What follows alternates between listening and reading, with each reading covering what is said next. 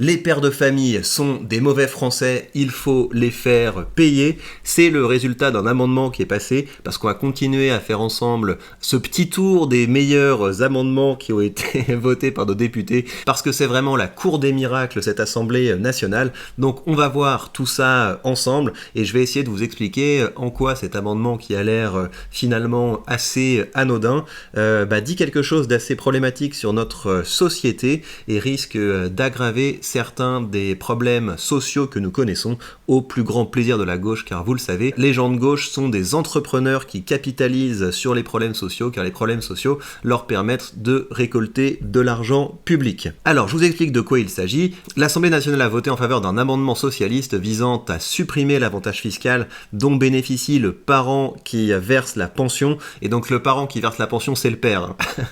je vous préviens tout de suite, le système est fait de telle manière que c'est pratiquement impossible d'obtenir la garde alternée, que les juges décident que les enfants vont avec la maman en ce genre de circonstances. Les députés ont approuvé mercredi 22 octobre, lors de l'examen du budget 2025, un amendement socialiste visant à défiscaliser la pension alimentaire reçue par le parent ayant la garde de l'enfant et de supprimer l'avantage fiscal dont bénéficie celui qui la verse. Donc la manière dont ça fonctionnait avant, c'est que quand l'homme versait la pension alimentaire à la femme, l'homme pouvait déduire une partie de cette pension alimentaire de ses impôts, donc pour baisser un petit peu son supplice fiscal, et la personne qui recevait la pension alimentaire payait des impôts dessus, ce qui est également une aberration. Et donc ce qu'ils ont fait, c'est que maintenant, quand la maman reçoit la pension alimentaire, elle ne verse plus d'impôts dessus, et quand le papa verse la pension alimentaire, ça ne lui permet pas de déduire quoi que ce soit au niveau de ses impôts. Et le député PS ajoute: c'est une vraie victoire dans notre combat pour la défense des familles monoparentales. Et après, je vous montrerai que ce combat pour la défense des familles monoparentales, c'est une usine à problèmes sociaux, mais c'est justement pour ça que la gauche vote pour. Si la gauche a voté pour et la coalition gouvernementale contre, le RN s'est partagé entre une petite minorité contre et l'abstention,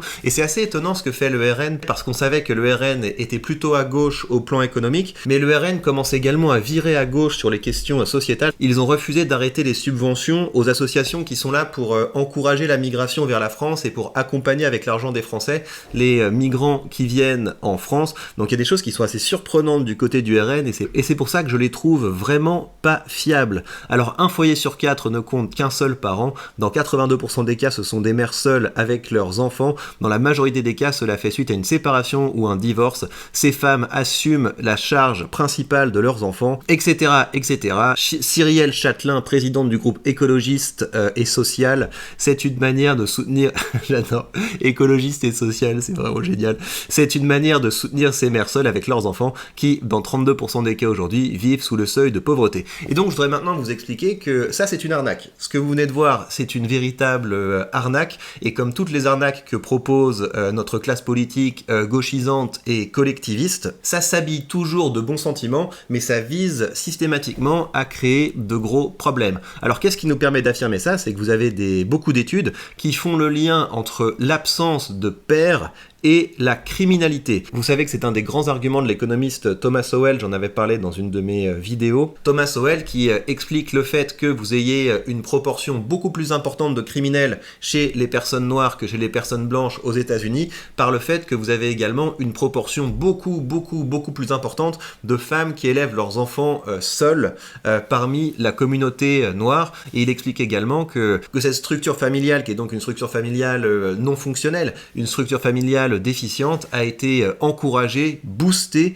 par les politiques d'aide sociale qui visent, comme on le fait en France, à subventionner les femmes seules. Et c'est toujours la même chose, c'est habillé au nom de... C'est un combat pour l'émancipation des femmes, pour qu'elles aient le droit de vivre comme elles l'entendent, etc.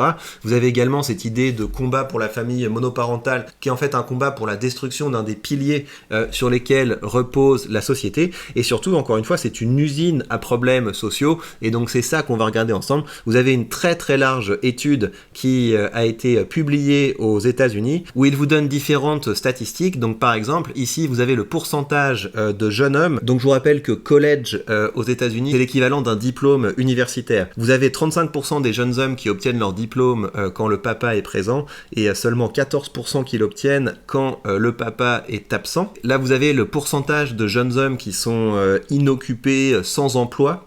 Donc ça veut dire qu'ils ne travaillent pas, ça veut dire qu'ils travaillent pas ou qu'ils sont pas scolarisés. 11% parmi ceux dont le papa est présent à la maison et 19% parmi ceux dont le papa est absent. Et vous avez également les stats de criminalité. Le pourcentage de jeunes hommes qui ont été incarcérés entre 15 et 19 ans. Et vous voyez toujours le très grand écart entre ceux dont le père biologique est à la maison et ceux dont le père biologique est absent de la maison. Donc qu'est-ce que ça veut dire tout ça? Ça veut dire que quand vous faites passer des amendements qui visent donc à dire on va vous faciliter la vie si vous élevez des enfants tout seul, sans parler du fait qu'on punit le père. Je comprends pas du tout pourquoi on s'acharne sur le père dans des cas comme ça, mais le fait est que si on encourage des compositions familiales où vous avez une femme qui élève des enfants seuls, vous créez les problèmes sociaux de demain. Et ça, la gauche, ils s'en fichent complètement, parce que pour ce problème, comme pour tous les autres problèmes, la manière dont ils vont les résoudre, c'est on va faire payer les travailleurs.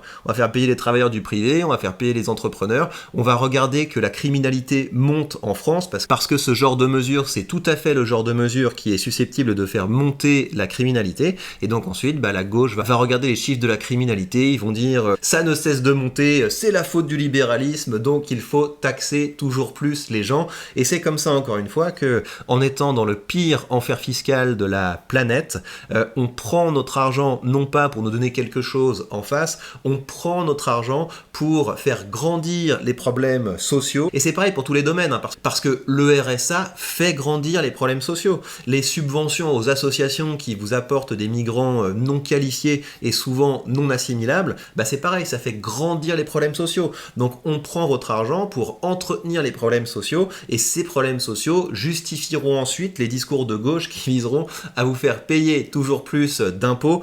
Donc dans cette vidéo, comme dans toutes les autres vidéos, tout ce que je peux faire, c'est de vous inciter à combattre, commencer à prendre la parole, commencer à déconstruire ce narratif comme j'essaie de le faire avec vous. C'est une activité qui vous fera du bien, c'est une activité qui va vous permettre de structurer votre esprit. Ça vous permettra aussi d'obtenir des résultats, parce que ne vous inquiétez pas que les députés regardent ce qui se disent sur les réseaux sociaux, et par ailleurs tous les contenus que vous diffusez sur les réseaux sociaux ont un impact sur l'opinion.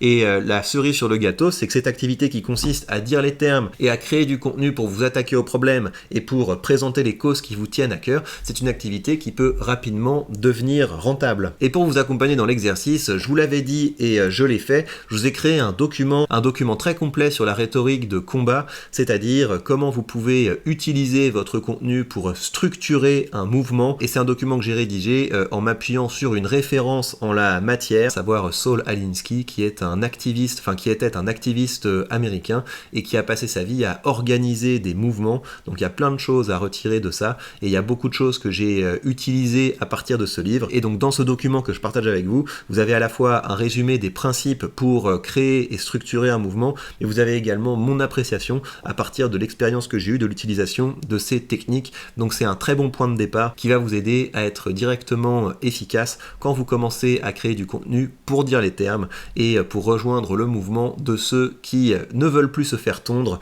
et qui ont compris que la France et plus généralement le monde occidental redeviendra agréable, redeviendra productif, redeviendra fraternel quand nous aurons baissé les impôts, parce que moins d'impôts, c'est moins de problèmes sociaux, et c'est renouer avec un cercle vertueux où la réussite et l'audace sont encouragées. Et bien voilà, chers amis, le document, vous pouvez le prendre avec le premier lien qui est dans la description. Je vous dis à très bientôt pour de prochaines vidéos.